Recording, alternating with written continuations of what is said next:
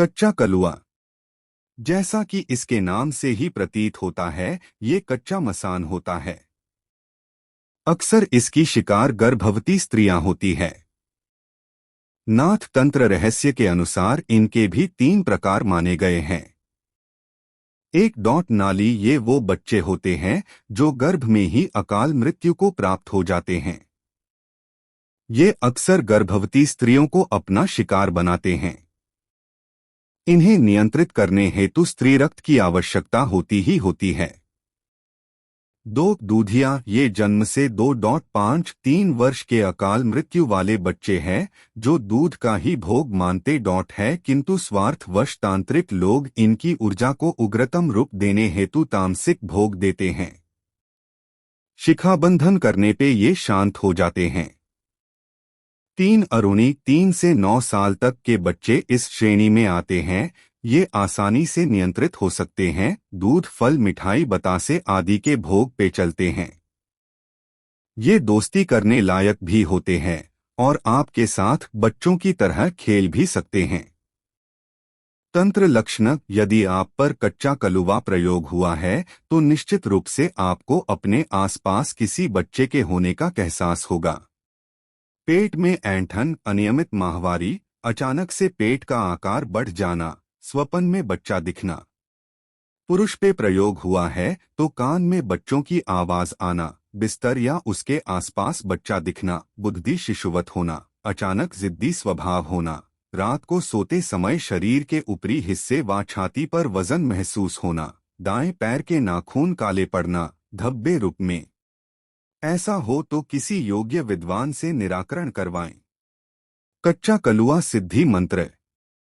कच्चा कलुआ एक ऐसी ऊर्जा रूपी आत्मा है जो मुक्ति न प्राप्त करने के कारण, विधिवत मुक्ति संस्कार न होने के कारण आसपास भटकती रहती है और कुछ तांत्रिक इसे अपने काबू में करके जगाकर कई बार सिद्धियां प्राप्त कर लेते हैं। कच्चा कलुआ यानी मसान, इसे राजस्थान में झरूटिया भी कहते हैं।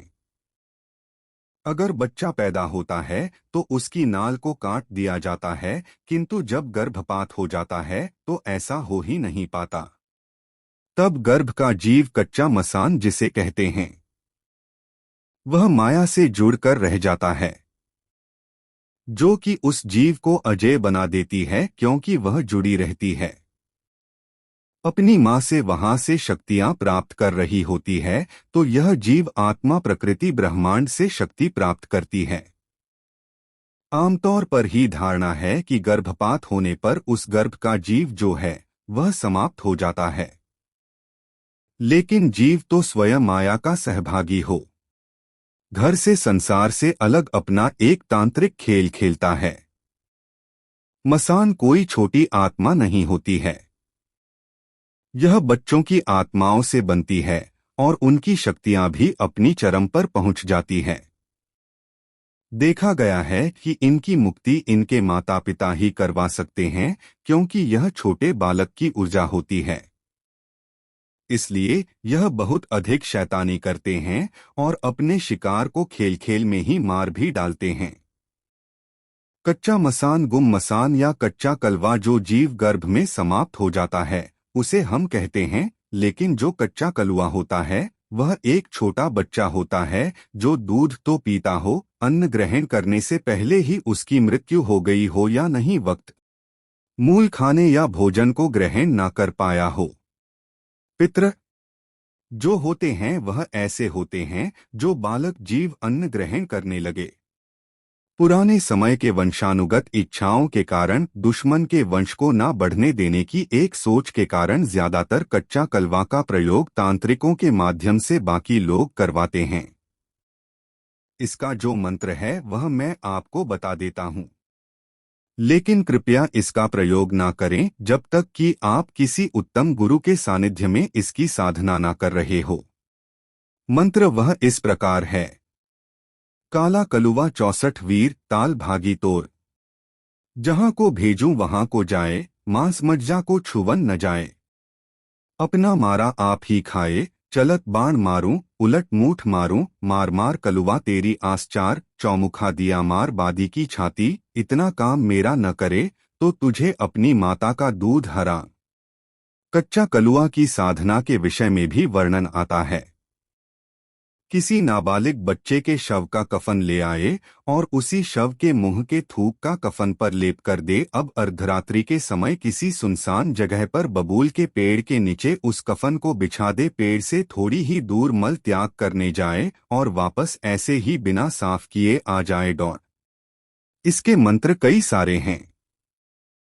अब सामने पड़े मांस के टुकड़े में से एक छोटा सा हिस्सा निकाल ले और अपनी जीभ के नीचे रखकर मानस जाप के द्वारा इसका जाप पूरा करें।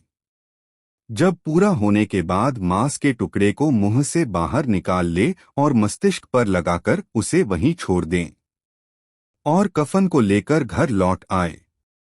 इस प्रकार यह 11 दिन आपको साधना करनी होती है। साधना में जप करते के लिए जाते वक्त लौटते समय पीछे मुड़कर बिल्कुल ना देखें, ना ही किसी के सवाल यह जवाब को दें। कलुआ अपनी लीला शुरू कर देता है, उसकी बातों पर ध्यान ना दें। कच्चा कलुआ साधक को कलुआ को मांस और मदिरा का भोग लगाकर वचन में बांध लेना चाहिए। हालांकि छोटे बच्चे का कलुआ आसानी से वचन में नहीं बांधा जा सकता है, लेकिन बड़ा कनवे को आप वचन में बांध सकते हैं।